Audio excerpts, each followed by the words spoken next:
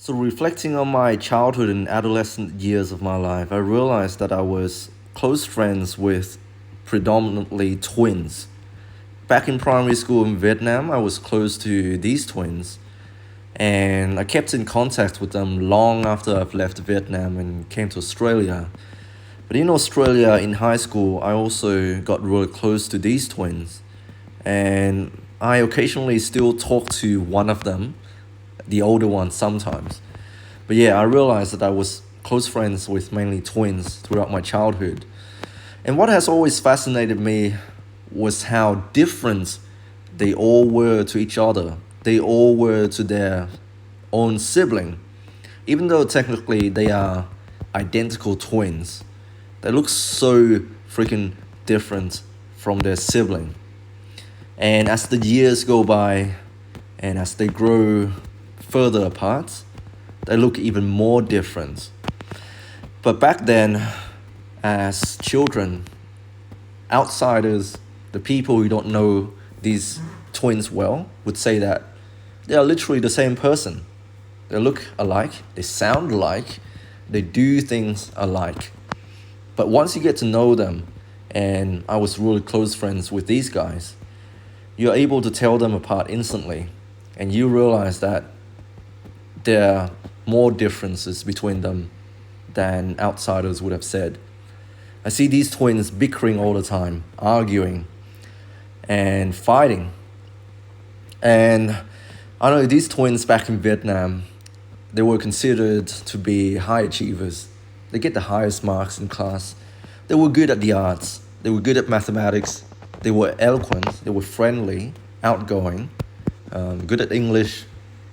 They were just high achievers in general. And their parents must be very proud of them. But when you hang out with them, you start to realize that they are their own person, you know? Collectively, outsiders would have said that these guys are high achievers, but at an individual level, they excel at different things. While the older one back in Vietnam was really good at mathematics and solving complex problems, the younger one was really good at the arts. And while the older one would spend hours playing video games and, making animations on the computer, the younger one, I realized he was more interested in reading books, painting and playing the piano. I mean, they all do things together as children, you live in the same household, you go to the same classes, you go to the same school. You're bound to be in each other's presence all the time. And clearly, they are different people. They excel at different things. One of them is really good at solving mathematics problem without even practicing, without even doing much for it. And the other one is really good at the arts, really good at playing piano, and it doesn't take much for him to be really good at it.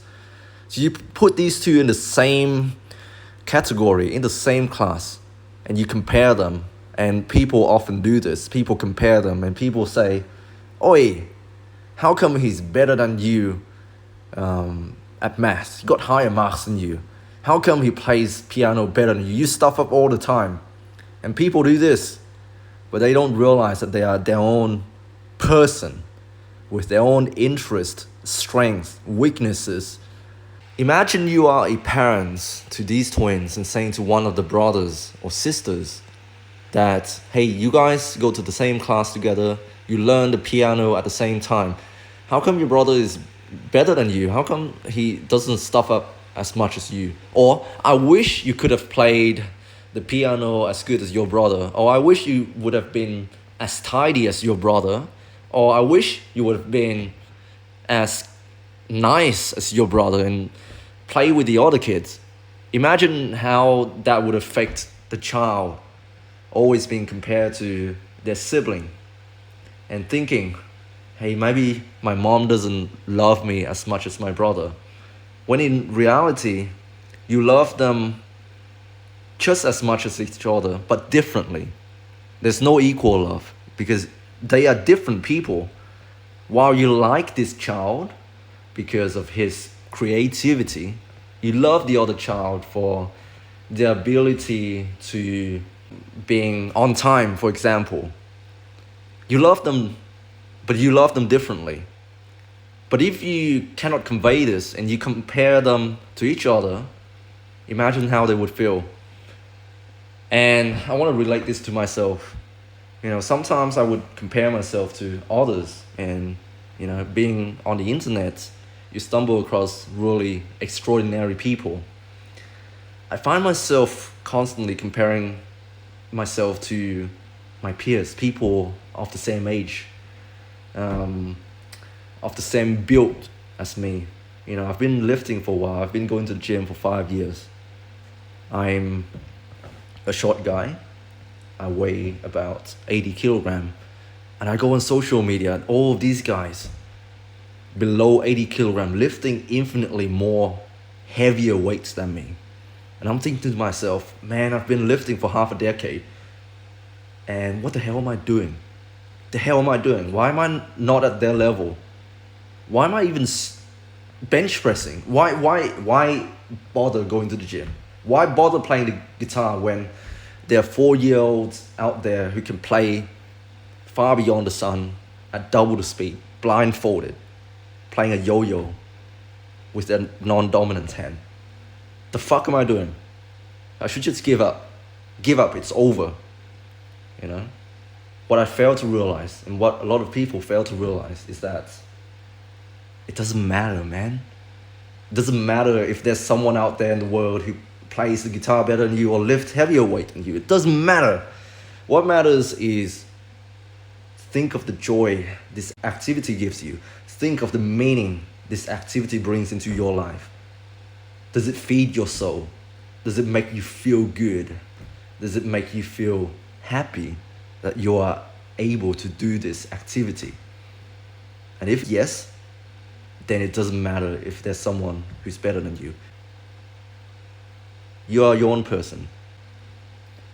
I think it's such a shame when parents say this to their children, comparing them to their siblings, and say, your brother is way better than you at this or that. And they start to compare each other. So what? Just let them enjoy the activity, man. So what if they suck at drawing and they spill all the paints over the canvas and they can't even color between the lines? So what? What matters is the joy, the food for the soul. This activity brings so much joy to that child's life. And chances are, if the child learns earlier on that they love doing a certain activity, regardless of the outcome, regardless of how far they're gonna get, they're gonna keep doing it, man. And if they keep doing it, they will get better. I swear to God, they will get better. Maybe they will never reach world-class level, but who knows? And who cares? What matters is the joy, the meaning it gives to someone's life doing certain things. It is so beneficial as well. Acquiring new skills, getting better at something fulfills a need that everyone has, the need to self-actualization. So it's very beneficial. So don't rob someone of this opportunity, of this chance to experience this in their life by telling them, your brother is better than you. I wish you could have played the guitar like your brother, for example. So what? If he likes playing the guitar, let him play the guitar. And this applies to you as well. Don't stop doing something because you cannot make a career out of it. You cannot make money out of it. You don't get famous because of it. Don't stop doing it just because you cannot acquire these things. Think about it. Do you enjoy doing it? Does it give meaning into your life? Can you continue doing this? And if you can, then keep doing it, man.